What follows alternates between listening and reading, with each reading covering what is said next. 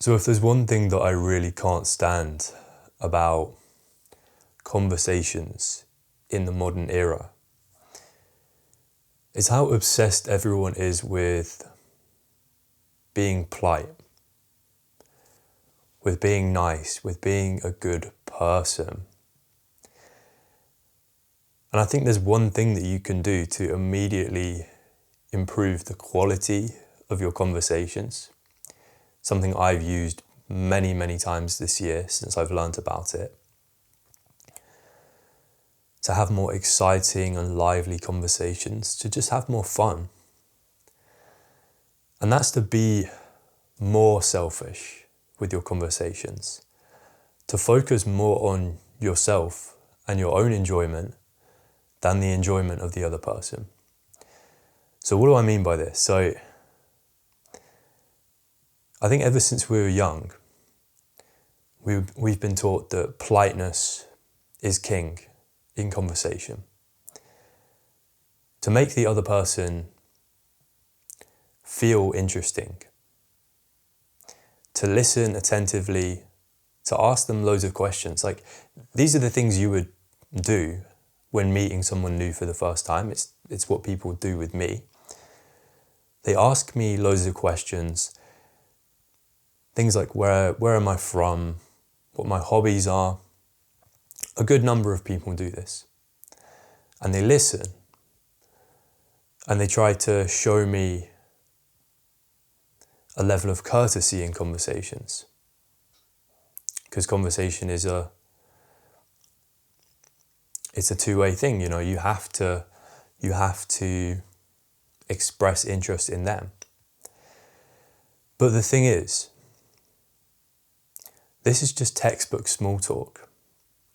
And so many people hate small talk for the reason that it just feels quite shallow. It doesn't feel like the conversation is progressing anywhere. And really, when you're asking these questions, you're not actually doing it because you care, which sounds a bit depressing. You're doing it because it feels like the right thing to do. It feels like the polite and kind and courteous thing to do. But really, you're kind of worrying in the back of your head that after you run out of these like common questions, you're not gonna have anywhere to take the conversation, and it's gonna run dry, and things will start to get awkward. And that's opposed to bringing the conversation to a deep topic, something you can get invested in, something which feels like it has meaning. Like, it's why so many people say they hate small talk, because it just feels like it has no meaning. So my philosophy when it comes to conversations is that not everything has to be really deep and meaningful. Or maybe I have a different definition of what's meaningful. But for me, if there's a reason for conversation, if there's a reason for this form of communication to exist, it's to just have as much fun as possible, to make some memorable experiences, like just fun, energetic conversations that you actually remember instead of forgetting in like 5 minutes time. That's what meaning is in conversations for me. So the way that I've done this is by breaking the rules of conversation. It's by skipping out on all of those like boring questions, and actually in many cases not really asking them that much about themselves in the first place. And that might make me sound like a bit of a selfish person, a little bit arrogant, but I find this is better for both of us. It's to just focus on my own enjoyment. And that means two things. So first of all, it's talking about topics. It's steering the conversation towards topics that you find interesting, that you legitimately want to talk about. Like, not thinking about them, like, is this something they know about? Just trusting that this topic is something that you can have a great, energetic conversation about.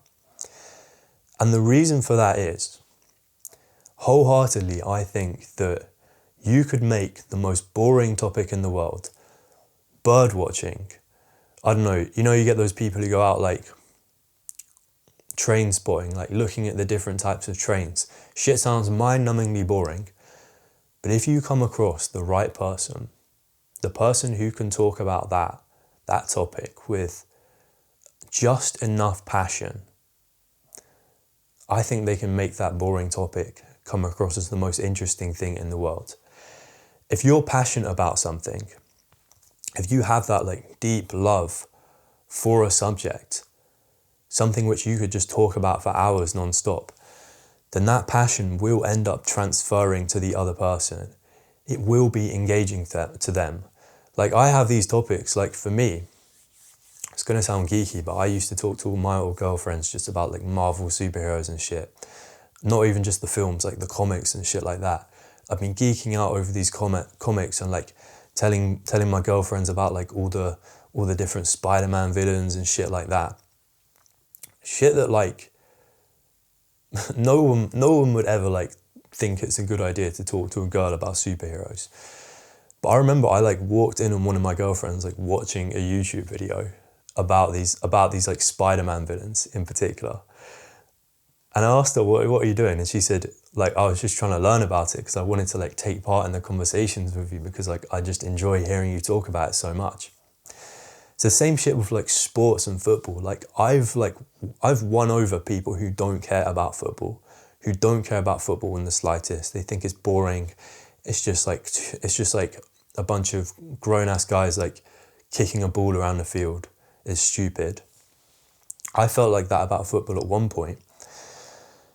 But it's just my ability to like talk about the things I love about the game. Not just the game itself, but like the passion, the stories, the underlying stories behind the football, like the journeys that my team has been on, from going from like a really bad team with no cohesion to now being one of the best teams in the world. That passion just comes across so much every time I talk about it. And I've literally like convinced people to go and like try it out again, like to watch, to give the sport more of a chance. I think that is the power of speaking about something that you're passionate about. It's this idea of like emotional contagion. The emotions that we feel end up transferring to the other person. Like this is like a psychology concept. If we speak about something with like enough emotional intensity, they end up feeling that and they end up having that like same passionate experience, which 9 times out of 10 is better than small talk. Or to be 100% honest, most people have a really hard time expressing themselves and even talking about the things that they like. So if you leave it all to them, you're just not going to arrive at that conversation, or they're not going to show that level of passion because they're just not like open enough. They're just not used to it. So speaking about the things that you love is kind of like a skill that you develop over time. But if you can do that, you'll always have exciting conversations. And the second thing you can do is leaning into your natural sense of humor. And this is probably the thing that I do outright the most. Because a lot of people, let's say like the way that you would act around someone you've known for ages, like a close friend, you have those jokes already. You're not taking yourself so seriously. Maybe some of the humor is like slightly inappropriate, and you wouldn't like have that same sense of humor around people who you've just met because, you're still in that like polite small talk phase. And what I'm proposing, what I do, is ditch all of that and just lean into the things that you find funny. The spontaneity of conversation. Like with people that I've just met, I'd honestly say like any kind of like joke or any kind of like stupid joke or observation that comes into my head, I'll just say it. I've gotten like attuned to just speaking my mind, even if it's like the most dumb thing ever on my mind. Like, I'm trying to think of something. So I was like, I was staying at this hostel back in September, and it was kind of it was quite a social environment designed for people to meet each other. So we were going out on all these group activities with all the other people in the hostel. And I was speaking to this group of girls who they were like the volunteers at the hostel. They'd been staying there for a long time. And I barely even knew them, but I was just coming out with all these crazy jokes. Like I said something like, I'm gonna get to know each of you, and then I'll give you like my ranking on like which of you I like the most. I'm gonna give you like my top 5. Like I'll rank you from worst to best. Kind of like an out of pocket joke. Like I risked offending someone just then. And it didn't go down that well with like 1 or 2 of them, but most of them just found it really funny. And I didn't think too hard before saying that, because part of this is just not filtering your natural expression. Like if you find something funny, just kind of say it. Don't go out of your way to offend people. But equally, we want to lean into like that natural, unserious side of our personality, because that is what breaks people down. Like when 2 people meet each other for the first time and it's tense and you're stuck in the politeness phase, the one who's able to like act a bit more unserious and show that the interaction, it doesn't faze them too much. You can have a laugh around me. I'm not going to judge you. That kind of breaks down their walls and lets them ease into like a more unserious, fun frame of like existence. And yeah, I think the reason why that's so effective is because if you show off your real personality, if you're nothing but authentic, let's say with the opposite of being authentic is pretending. It's like acting a certain way outside of your natural personality because you think that's what people want. You think that's what's going to make people like you. But if you're just being fully natural, accepting that, not everyone is going to like that. In my experience, the people who don't like my natural personality, it's a test of compatibility. If they don't like it, they never hang around that long. And that's fine with me, because I don't want to have to pretend to be someone I'm not just to get people who don't like the authentic version of me to hang around. I don't care.